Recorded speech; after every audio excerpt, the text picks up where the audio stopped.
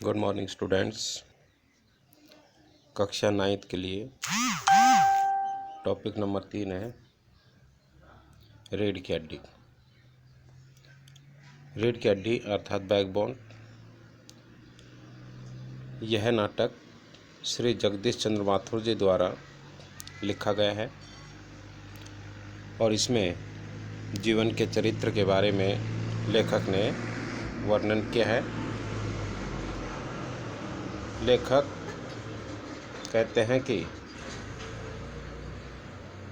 एक साधारण सा कमरा है जो कि हल्के तरीके से सजाया हुआ है, कि मामूली तरह से सजा हुआ एक साधारण सा कमरा है और अंदर के दरवाजे से जिन महाशय की पीठ नज़र आ रही है वे अधेड़ उम्र के मालूम होते हैं। लगभग उनकी उम्र 50 साल के आसपास है। एक तरफ से तख्त को पकड़े हुए और कमरे में आते दिखाई देते हैं। तख्त का जो दूसरा सिरा है वो उनके नौकर ने पकड़ रखा है। तो यहाँ पर जो बाबू है, घर का मालिक है, अब ये धीरे धीरे चल नौकर से बोल रहे हैं, अब तख्त को उधर मोड़ दे, उधर, बस, हाँ। नौकर कहते हैं कि बिछा दूँ साहब, कि चद्दर बिछा दूँ, अर्थात अब इसको सही तरीके से तैयार कर दूँ। तो बाबूजी कहते हैं ज़रा तेज़ आवाज़ में, और क्या करेगा परमात्मा की यहाँ जब अकल बट रही थी तो क्या तू देर से पहुँचा था? बिछा दो साहब, अर्थात उसकी नकल उतारते हैं। और यह पसीना किस लिए बहाया है?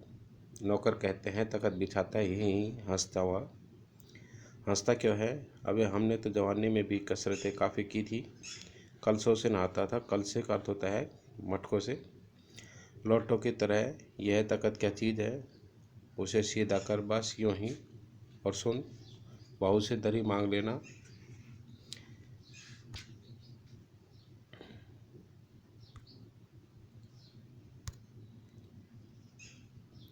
बिछाने के लिए चद्दर भी जो कल धोबी के हाथ से धुल कर आई थी वही लेकर आना।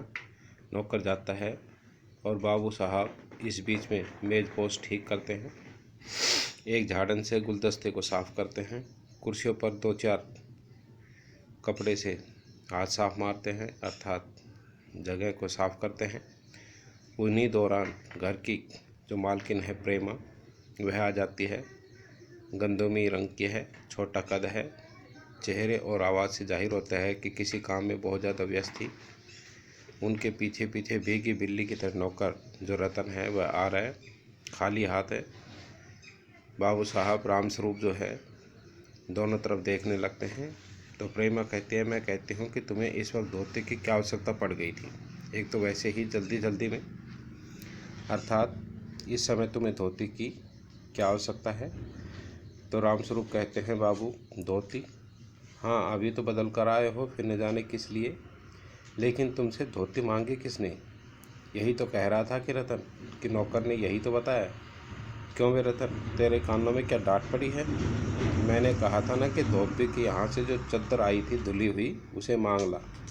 अब तेरे लिए दूसरा दिमाग कहाँ से लाऊं, उल्लू कहीं का। तो प्रेमा, अच्छा, जब पूजा वाली कोठरी के अंदर लकड़ी के बक्से के ऊपर धुले हुए कपड़े जो रखे हैं उन्हीं में से एक चादर उठा ला। और दरी यही तो रखी थी कोने में, वह पड़ी तो है। रामस्वरूप दरी उठाते हुए और बीवी जी के कमरे में से हारमोनियम उठा ला और सितार भी। जल्दी जा। रतन वहाँ से चला जाता है और पति पत्नी दोनों दरी को बिछाते हैं। प्रेमा कहते, लेकिन वह तुम्हारी लाडली तो मुँह फुलाए बैठी है, अर्थात जो बेटी है उसके बारे में, उमा के बारे में कहा गया है, मुँह फुलाए बैठी है, अर्थात तुम किस मर्ज की दवा हो?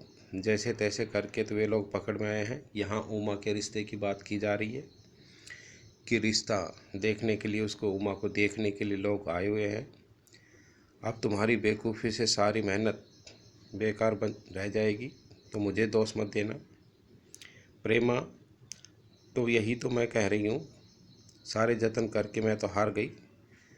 तुम्हें उसे पढ़ा लिखा कर इतना सिर पर चढ़ा रखा है। यहाँ पर उमा ने बीए पास कर रखा है, लेकिन लड़के वाले जो है वो मात्र 10वीं पास लड़की चाहते हैं। इस कारण से रामस्वरूप जो है बाबू उसके रिश्ते को कामयाब करने के लिए उसकी एजुकेशन को छिपाते हैं। मेरी समझ में तो ये पढ़ाई लिखाई के जंजाल आए नहीं। अपना ज़माना काफ़ी अच्छा था। आई पढ़ ली, गिनती सीख ली, बहुत बार तो स्त्री सुबोधनी पढ़ ली। सच पूछो तो स्त्री सुबोधनी में ऐसी ऐसी बातें लिखी होती है कि आज के ये जो लक्षण हैं ये बहुत ही अनोखे हैं। उन्हीं दौरान ग्रामोफोन बाजा होता था ना, क्यों? 2 तरह का होता था। एक तो आदमी का बनाया हुआ, उसे एक बार चलाकर चाहे जब तक रोक सकते थे, और दूसरा परमात्मा का बनाया होता था कि एक बार रिकॉर्ड पर चढ़ा दिया तो रुकने का नाम ही नहीं लेता था। तो प्रेमा कहती है कि हटो भी, तुम्हें ठठोली की सूझती रहती है। यही तो होता नहीं कि उमा को असली राह पर लेकर आते। अब कितनी ही देर रही है उन लोगों के आने में। तो रामस्वरूप कहते हैं तो क्या हुआ? तुम्हें तो कहा था कि ज़रा ठीक ठाक करके नीचे लाना।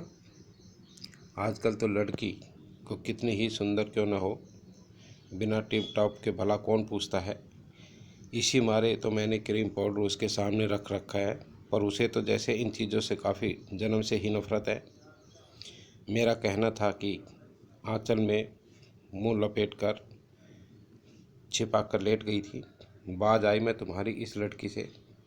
तो रामस्वरूप कहते हैं न जाने इसका दिमाग कैसा है, वरना आजकल की लड़कियों के सहारे तो सारा कारोबार चलता है। अब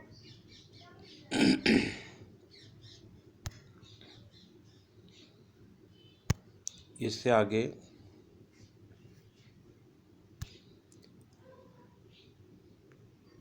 प्रेमा कहती है कि अरे मैंने तो पहले ही कहा था कि एंट्रेंस ही पास करा दो, अर्थात 11वीं पास करा दो, लड़की अपने हाथ रहेगी, इतनी परेशानी तो नहीं उठानी पड़ेगी। लेकिन तुमने तो इसे बीए पास करा दिया। तो रामस्वरूप बात काट कर चुप चुप दरवाजे पर झाँकते, तुम्हें कतई जो अपनी ज़ुबान पर काबू नहीं है। अर्थात देखो लड़के वाले आ गए हैं। कल ही यह बता दिया था कि उन लोगों के सामने पढ़ाई लिखाई का जरा भी जिक्र मत करना, मगर तुम तो अभी से ही सब कुछ उगल देती हो। उनके आने तक तो न जाने क्या क्या हाल करोगी। प्रेमा कहती है अच्छा बाबा, मैं नहीं बोलूँगी, जैसी तुम्हारी मर्जी हो करना, बस मुझे तो मेरा काम बता दो। तो रामस्वरूप वहाँ से कहते हैं कि उमा को जैसे तैसे तैयार कर लेना।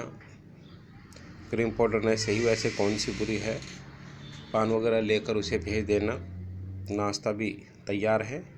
और रतन उसी समय कमरे में प्रवेश करता है, आ जाता है। आ गया रतन, इधर ला, बाजा नीचे रख दे, चद्दर खोल और उसे ठीक कर।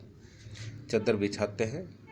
प्रेमा कहती है नाश्ता तो तैयार है, मिठाई तो ज़्यादा वे लोग खाएंगे नहीं, कुछ नमकीन चीज़ें मैंने बना दी है, फल रखे हैं, चाय आदि तैयार है और टोस्ट भी है। मगर हाँ, मक्खन तो आया ही नहीं, अर्थात इस समय घर पर मक्खन नहीं है। तो रामस्वरूप कहते हैं कि क्या कहा, मक्खन नहीं है? तुम भी किस वक्त याद दिलाती हो, जानती हो कि मक्खन वाले की दुकान यहाँ से काफ़ी दूर है, पर तुम तो ठीक वक्त पर कोई अच्छी बात सोचती ही नहीं। अब बताओ, रतन मक्खन लाने जाए कि यहाँ का काम करे? दफ्तर के चपरासी से कहा था आने के लिए, मगर 100 नखरे। प्रेमा कहती है कि यहाँ का काम कौन सा ज़्यादा है, कमरा तो सब कुछ ठीक ठाक है ही, बाजा सितार आदि भी आ गए हैं। नाश्ता यहाँ बराबर वाले के कमरे में ट्रे में रखा हुआ है, सो तुम्हें मैं पकड़ा दूंगी। एक आध चीज़ तुम खुद भी ले आना। इतनी देर में रतन जो है वो मक्खन लेकर आ जाएगा, 2 ही तो आदमी हैं।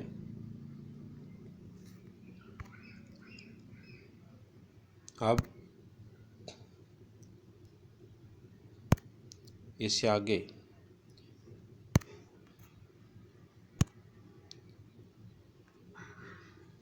हाँ, एक तो गोपाल बाबू है और दूसरा लड़का खुद है। देखो उमा से कह देना कि ज़रा करीने से तैयारी करें।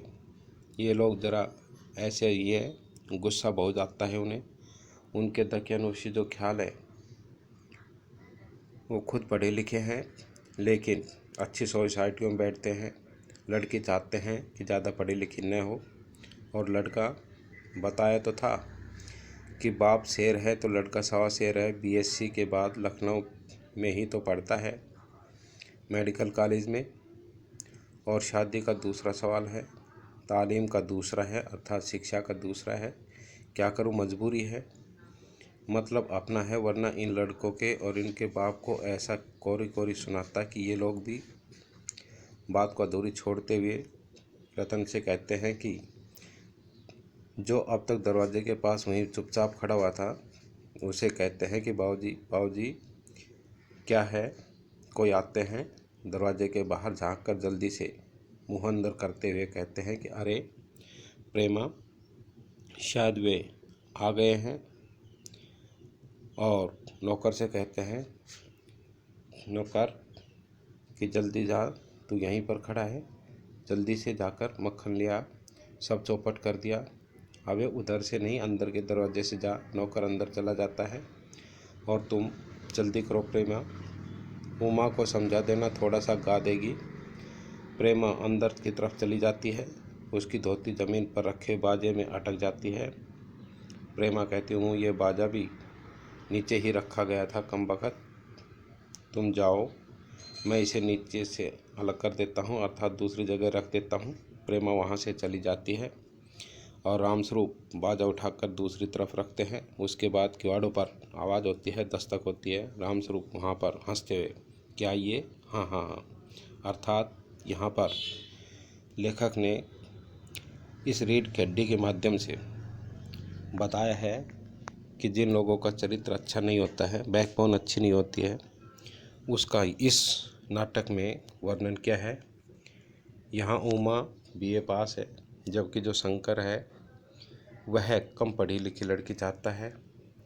और उनके जो पिता थे गोपाल प्रसाद, वो दकियानूसी विचारों के व्यक्ति थे। उनका विचार था कि ज़्यादा पढ़ी लिखी लड़की होगी तो उसके नखरे कौन सहेगा। इस प्रकार से इस नाटक के अंदर एक दहेज प्रथा का भी भाव व्यक्त होता है। आशा है आप इस टॉपिक को समझ गए होंगे। धन्यवाद। आपका दिन शुभ हो।